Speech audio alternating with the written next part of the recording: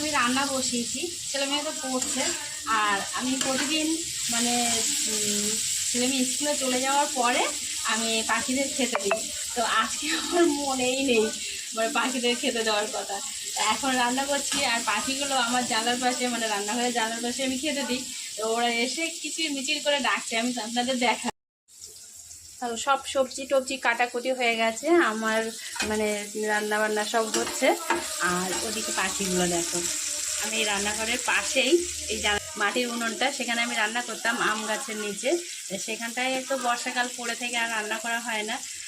তো এই আবার না কাকগুলোও চলে আসে, মানে ওদের খাওয়া হয়ে গেলে কাক আসে, একসঙ্গেই খায়, কি সুন্দর মিলেমিশে খায়, খুব ভালো লাগে। মানে ওদের কাছেও শেখার আছে। আমরা বিয়ে বাড়ি কোনো অনুষ্ঠান বাড়িতে গেলে মানে নিজেরা খাওয়ার জন্য আগে জায়গা খুঁজি, মানে অন্যের চিন্তা করি না, কিন্তু ওরা কি সুন্দর মিলেমিশে খাচ্ছে, বেশ ভালো লাগে। আপনাদের কেমন লাগে বলুন।